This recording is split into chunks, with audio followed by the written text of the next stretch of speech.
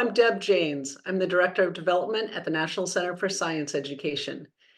And we're here today to talk with Amanda Townley, who became NCSE's Executive Director in December 2023. So it's been just over 3 months since she started in her position, and we thought it'd be a good time to catch up with her, find out how things are going. Hello, Amanda. Hey Deb, how are you? We're doing pretty well. So let me know, how has this transition been for you? You've moved from academia to leading a nonprofit organization with its 40 plus year history of safeguarding sound science. How's it been so far? It's really been amazing. I've said this before, but this role allows me to put 100% of my energy into my passion. So academia is wonderful and it has so many different moving parts.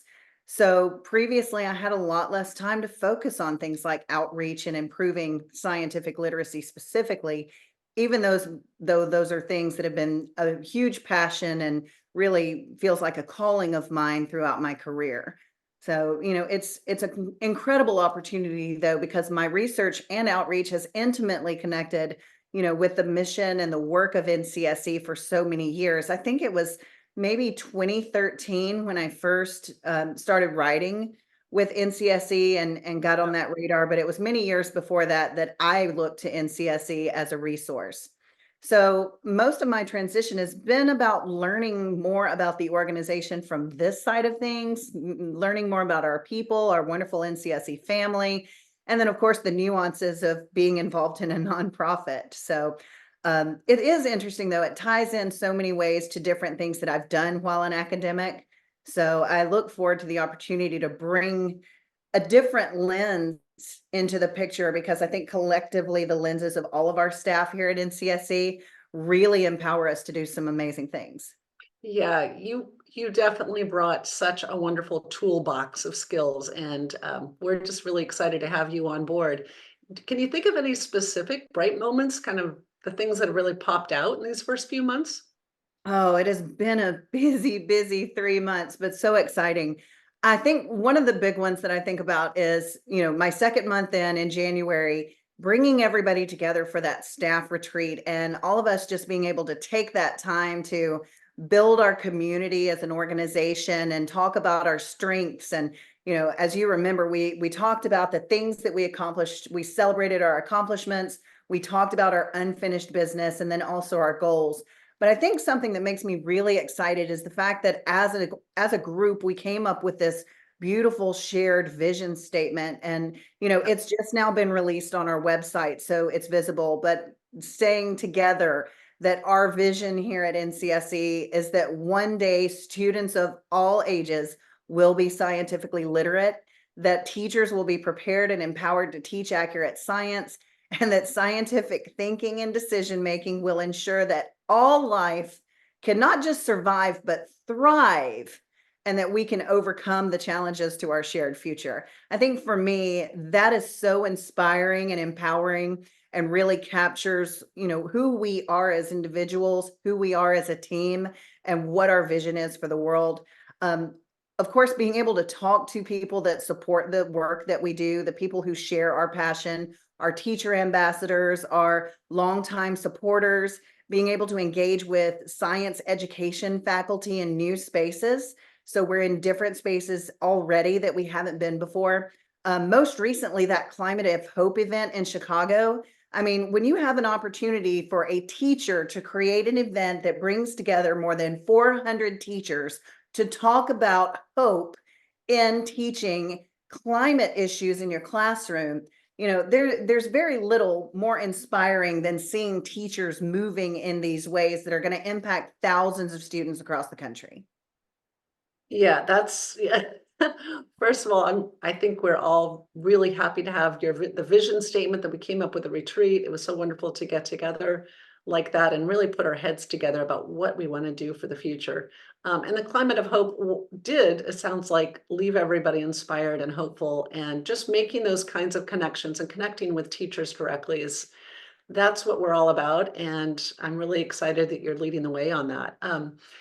Just to shift gears a little bit, Amanda, I imagine being the executive director of NCSE is keeping you really busy, but you also have the role as president of the National Association of Biology Teachers. You've got other organizational affiliations that keep you busy, and you have a busy personal life.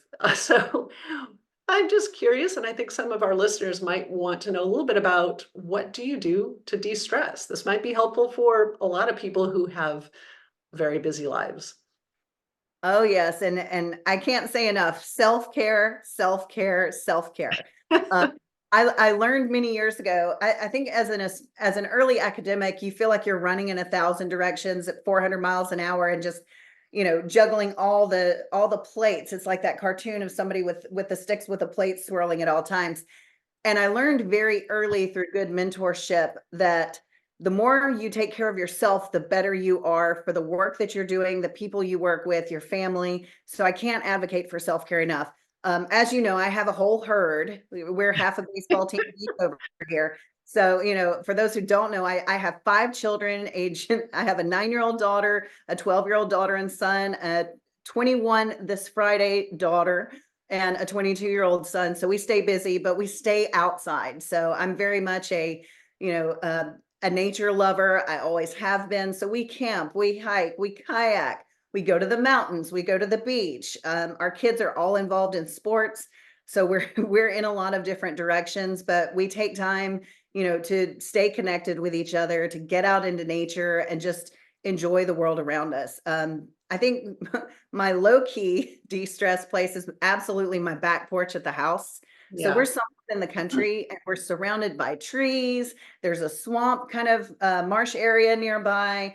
I garden. I can things seasonally, and sometimes you just sit out there and listen to the birds and the frogs and our willow tree blowing in the wind. It's really really lovely. So that's kind of my refuge within the refuge. I love to read. I love to exercise. I go out walking a lot. I'm also kind of a gym rat when I have the time for that. But pretty much anything that either involves my imagination or getting out into nature is my go-to. So. Yeah, yeah. Well, we have all on staff, we've all seen you give like 150%. You are an energizer bunny. You've got tons of energy. You're a great listener. You take in everything and then you just go forward. And you seem to then also make sure you recharge your batteries, which is a great role. You're a great role model for that. So, um, yeah, that was interesting to hear all the great things you do for yourself to do that recharging. Going back to what we're doing here at NCSE just for a minute. So now that you have had some time to assess where we are, kind of our history, maybe starting to, you're talking with us about where we'd like to go. But where is that? What's kind of at this point, just 3 months in, what are you thinking is kind of the roadmap for the next year or two? It's really exciting. Of course, we're going to stay in those regions, those 3 areas where we've always had that history. So, our catalyzing action, conducting research, and our teacher support. But our big shift is really that we're taking on a more regional focus. We're getting back to our roots, and those roots are grassroots. So, we really want to focus on ensuring that we're getting into every region in the country every year. So, we're actually able to ramp up the work that we're doing, and we're doing that with strategic partnerships with university faculty and partnering organizations that are really opening a lot of doors for us. So we're still going to be providing our wonderful workshops at NABT, at NSTA, but now we're also partnering in new ways to reach the teachers who aren't able to make those big trips. So maybe their district doesn't have the budget or they don't have the budget. Maybe they're a little nervous about climate change or evolution, or maybe the climate of their state is not really supportive of them doing those things. So we're Yeah. taking it to them. So it's really kind of like an NCSE road trip that's Hmm. starting. So I love that you mentioned as a roadmap, because that's exactly what it is. To bring what we do to teachers all over the country, and especially places, for example, we're coming to Alabama for the first time this year. We're going to be doing a climate workshop that targets the coastline of Georgia, Florida, North Carolina, and South Carolina. So these are huge areas where we know there are a lot of misconceptions and misinformation campaigns, as well as legislation issues. So we're taking it to the teachers and we're getting back to those grassroots. So of course, we're continuing to monitor and respond to anti-science attempts, and we're Yeah. even more with individual states on these events and legislative responses to make sure those measures are well countered. We're also going to be expanding our research wing, though, to not just keep track of where the standards are and who is and is not teaching evolution and climate change. We're also going to be getting into some research of our own, as well as supporting researchers around the country who are doing work in evolution, climate change, and teacher education relative to those subjects to help build out this impact that we're all having collectively. Wow. It's a lot. That's a lot within 3 months to figure that I'm just yeah, that's impressive. I'm very excited about all of this, and I think some people who have been with NCSE for a lot of years are also going to be excited about where we're going. They're probably gonna wanna talk with you, they're going to wanna continue to support us so that we can, carry out this vision that you just described. Give me an idea of how someone can do that. How can they continue or start to support NCSE and all this great work that you've just talked about? Really connect with us. My email address is on the website. I love hearing from our supporters. I love hearing from teachers, from researchers. It doesn't matter who you are, where you come from. I would love to hear from you. We want to hear from you. So there's opportunities to sign up for our newsletter if you're a supporter and general follower. There's opportunities for teachers through NCSE Teach, where you can access our completely free materials and also get that newsletter that's specific to teaching on these subjects, where we're going to be, what we're doing, and the different offerings that we have. We can't do what we do without the support and passion of so many people across the country. So for Yep. those people who have been supporting us, I cannot say thank you enough for making it possible for us to get into these places and spaces and have this impact that will help us get all of our students scientifically literate. If you're new to NCSE and you're just hearing about us, there is no donation too small. So we have a lot of different ways that people can donate, whether it's a one-time donation or a sustaining donation.